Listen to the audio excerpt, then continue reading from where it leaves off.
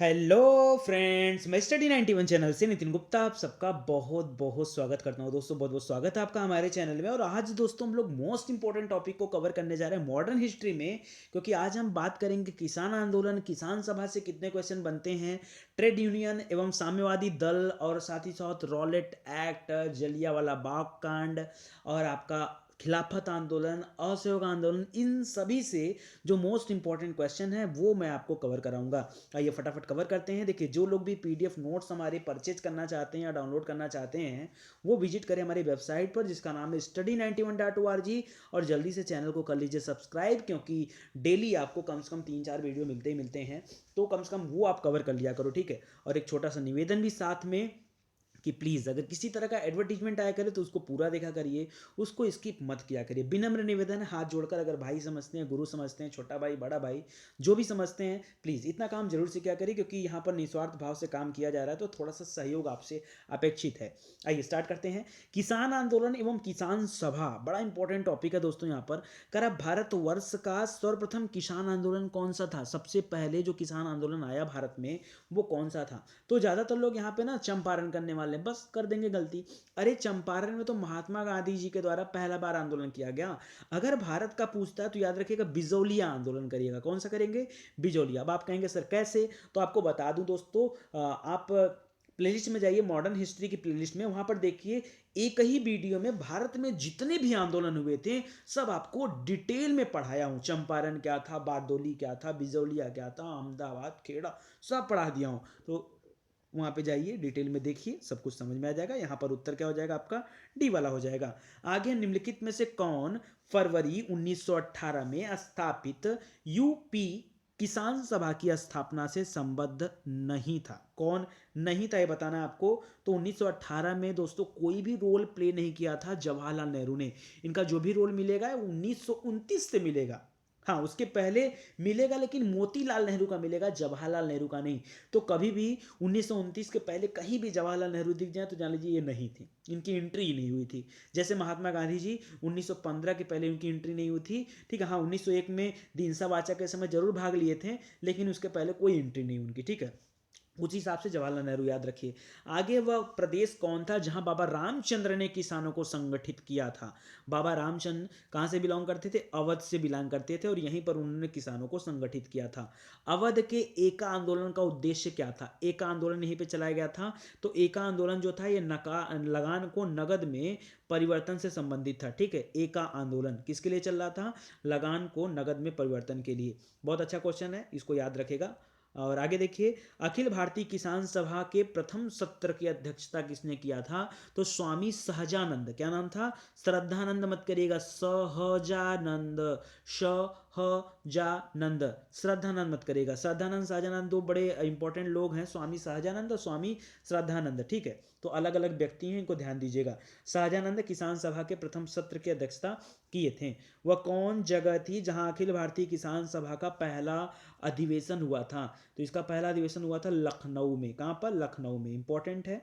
निम्न में से कौन बिहार में किसान आंदोलन के साथ जुड़े थे?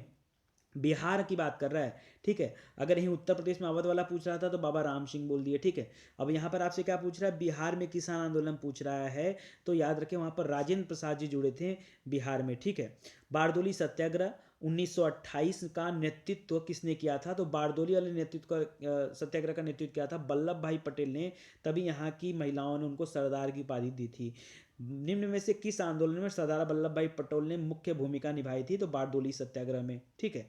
वल्लभ भाई पटेल को सरदार की उपाधि किसने दी? ठीक है। तो अब देखिए यहाँ पर किसी एक का नाम दे दे, हालांकि बारदोली की महिलाओं ने दिया था, लेकिन बट कहीं जगह पे लिखा हुआ है कि महात्मा गांधी जी ने दिया था। तो दोनों लोग को याद रखिए, लड़ाई मत करिएगा। महात्मा गांधी ने वल्लभ भाई पटेल को सरदार की उपाधि उनकी बड़ी संगठन क्षमता के कारण किस आंदोलन में दिया था? तो बारदोली सत्याग्रह जो उन्होंने किया था उससे प्रभावित होकर कहा जाता है कि महात्मा गांधी जी ने दिया था। बट आप दोनों को याद रखिए, ठीक है। भूदान आंदोलन किसके द्वारा चलाया गया? तो विनोबा भावे ने चलाया था भूदान आंदोलन, मोस्ट इंपॉर्टेंट, ठीक है। बहुत अच्छा आंदोलन भूदान आंदोलन, ठीक है।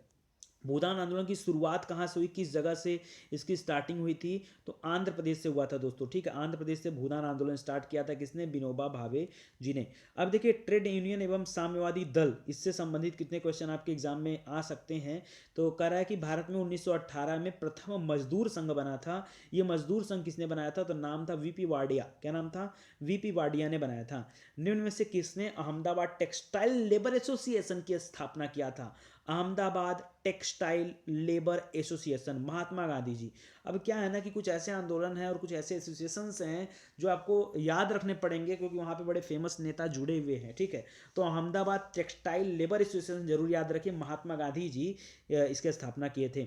भारत ट्रेड यूनियन कांग्रेस के पहले अध्यक्ष कौन से थे। देखिए यहाँ पर एक शब्द लग गया है ट्रेड, ट्रेड यूनियन कांग्रेस पूछ रहा है, किसान सभा नहीं पूछ रहा है, ठीक है। ट्रेड यूनियन कांग्रेस पूछ रहा है और इसके हेड थे लाला लाजपत राय जी, ठीक है, 1920 में।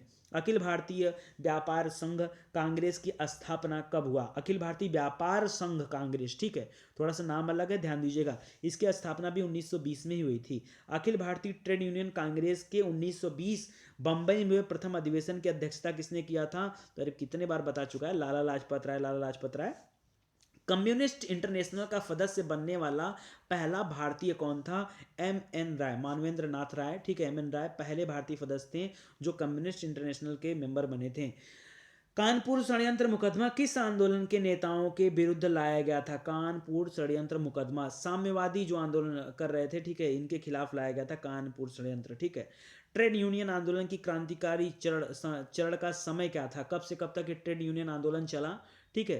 तो ये 1926 से लेकर 39 तक, काफी लंबे समय तक अपनी भूमिका निभाया है, ध्यान रखिएगा, सन जरूर याद रखिएगा, 1926 से 39 तक।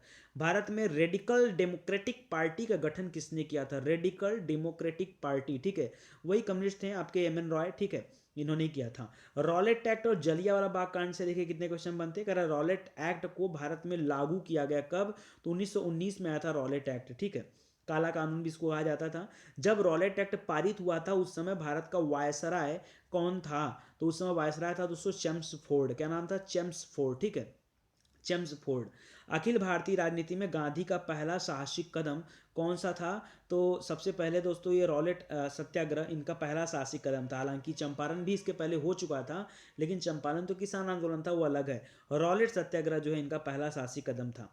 रॉलेट एक्ट के विरोध में किसने लगान न देने का आंदोलन चलाने का सुझाव दिया था कि अब अंग्रेजों को लगान का भुगतान मत कीजिए, तो ये थे स्वामी श्रद्धानंद, ठीक है, ये स्वामी श्रद्धानंद है। स्वामी सहजानंद तो किसान आंदोलन से संबंधित है, ठीक है। The anarchical and revolutionary crime act 1919 को सामान्य बोलचाल की भाषा में क्या कहा गया, इसी को तो कहा गया दोस्तों क्या, रॉलेट एक्ट, काला कानून, ठीक है। आगे देखिए कौन सी महत्वपूर्ण घटना जलियांवाले नरसंहार के तुरंत पूर्व घटी थी, तुरंत पूर्व मतलब तुरंत पहले घटी थी, उसका नाम बताना है। तो पहले रॉलेट एक्ट आया था, बाद में इसी के विरोध में दोस्तों जलियांवाले बाग कांड में जो है, जलियांवाला बाग में लोग मीटिंग कर रहे थे, ठीक है। जलियांवाले बाग हत्याकांड कब हुआ था, तो 1919 में हुआ था, ये सभी को पता है, लेकिन डेट क्या थी, तो 13 अप्रैल, कितने को, 13 अप्रैल 1919 को जलियांवाला बाग कांड हुआ था। जलियांवाला बाग कत्लेआम किस शहर में हुआ था, तो अमृतसर में है, ठीक है, पंजाब के अमृतसर में हुआ था, ठीक है। काफ़ी संख्या में लोग अमृतसर के जलियांवाले बाग में 13 अप्रैल 1919 को एकत्रित हुए थे गिरफ्तारी के विरोध में। किसका गिरफ्तारी उस समय हो गया था, तो डॉक्टर सत्यपाल और डॉक्टर सैफुद्दीन किचलू, ये दो लोग थे, ठीक है, इन दोनों लोगों को गिरफ्तार कर लिया था अंग्रेजों ने, और उसी के विरोध में लोग यहाँ पर मीटिंग कर रहे थे। आगे जलियांवाला बाग हत्याकांड 1919 में पंजाब में हुए अत्याचारों से अपने विरोध के रूप में किस विख्यात व्यक्ति ने ब्रिटिश सरकार द्वारा प्रदान की गई नाइट की उपाधि वापस कर दी, तो अपने मन से वापस नहीं किया था, महात्मा गांधी का प्रेशर लगा था इसलिए वापस किया था, रविन्द्रनाथ टैगोर ने वापस किया था, ठीक है। आगे जलियांवाला बाग हत्याकांड के विरोध में वायसराय की कार्यकारी परिषद की सदस्यता से किसने इस्तीफा दे दिया, ठीक है। तो वहां से इस्तीफा भी किसने दिया था, आपके शंकरन नायर, मोस्ट इंपॉर्टेंट है। अब देखिए एक तो इतने बड़े परिषद के मेंबर बने थे, लेकिन इसके विरोध में आकर के, जलियांवाले बाग हत्याकांड के विरोध में आकर के उन्होंने शंकरन नायर ने इस पद से त्यागपत्र दे दिया। निम्न में से किसके द्वारा जलिया कांड के विरोध में सर की उपाधि त्याग दी गई, तो सर की उपाधि किसने त्यागा था, जल्दी से बताइए, रविन्द्रनाथ टैगोर ने नाइट की उपाधि वापस कर दी, सर की उपाधि त्याग दी, ठीक है। हंटर आयोग की नियुक्ति की गई थी। कब किया गया हंटर आयोग बुलाया गया? तो जलियांवाले हत्याकांड के तुरंत बाद दोस्तों हंटर आयोग आया। हालांकि हंटर आयोग का कोई बहुत खास रिपोर्ट भी नहीं बना। ठीक है। जनरल डायर का नाम किस घटना से जुड़ा हुआ है? तो वही जलियांवाले बाग हत्याकांड में इसने धुआंधार गोलियां चलवाई थी, इससे जुड़ा हुआ है। जलियांवाले बाग हत्याकांड के लिए जिम्मेदार माइकल ओ डायर। ठीक है।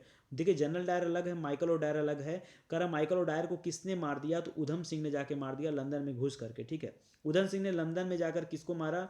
तो जनरल डायर को नहीं माना। जनरल डायर तो गोली चलवाया था, उसके ऊपर आर्डर जो दिया था उसका भी नाम क्या था? Michael O'Dwyer. ठीक है। तो सर माइकल ओ डायर याद रखिए, इसको गोली मारा था। 1919 में जघन्य जलियांवाला बाग कांड के समय भारत का वायसराय कौन था? तो चेम्सफोर्ड था। ठीक है। शर्म नहीं आ रहा था, इतना बड़ा आंदोलन इसके जमाने में हो गया। ठीक है। निम्न में से किसके कारण सार्वजनिक रोष की लहर उभरी जिसके फलस्वरूप जलियांवाले बाग में ब्रिटिश द्वारा जनसंहार की घटना घटी? ठीक है। तो याद रखें रॉलेट एक्ट के विरोध में यहाँ पर लोग जमा हुए थे और वहीं पर जो है ऑर्डर दे दिया और धुआंधार जो है निहत्थे लोगों पर गोलियां बरसा दी अंग्रेजों ने। ठीक है। खिलाफत आंदोलन से कितने क्वेश्चन बन सकते हैं ये भी देख लीजिए। कर वर्ष 1919 में अखिल भारतीय खिलाफत सम्मेलन का अध्यक्ष किसे चुना गया था? खिलाफत सम्मेलन का अध्यक्षता किया था महात्मा गांधी जी ने। ये भी अच्छा प्रश्न है, यहाँ पे भी लोग गलती करते हैं। खिलाफत आंदोलन को समर्थन दिया था किसने? तो गांधी जी ने दिया था, उसकी अध्यक्षता भी किया था, गांधी जी ने समर्थन भी दिया। किसने खिलाफत आंदोलन को हिंदुओं और मुसलमानों की एकता के एक ऐसे अवसर के रूप में देखा जो 100 वर्षों से भी पुनः प्रस्तुत नहीं होगी? ठीक है। तो ये किसने देखा? तो महात्मा गांधी जी ने इस अवसर पर जो सो ऐसा कहा।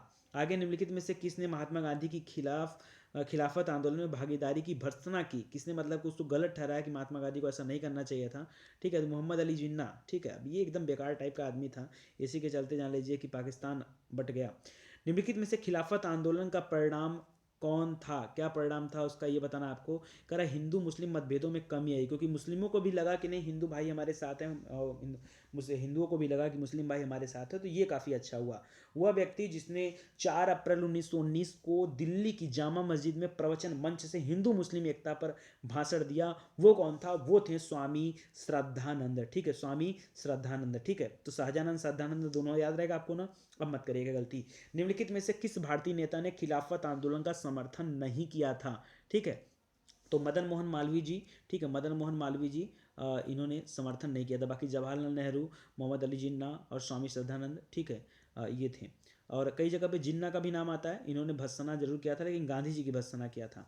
आगे 1920 की खिलाफत कमेटी की सभा जिसने गांधी जी को असहयोग आंदोलन के खिलाफ असहयोग आंदोलन के नेतृत्व को संभालने का अनुरोध किया, वह किस शहर में हुआ था?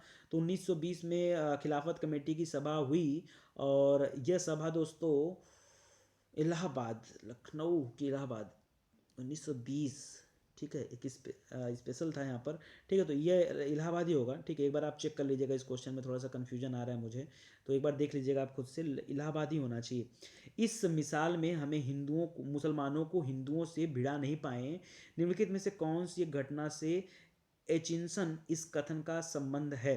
ठीक है। तो ये कथन कब दिया गया था? तो ये आपसे पूछ रहा, वही खिलाफत आंदोलन और असहयोग आंदोलन के समय आया था कथन। ठीक है। इसके पहले कहाँ आ जाएगा? तो सी वाला है। 1921 का मोपला आंदोलन कहाँ पे हुआ था?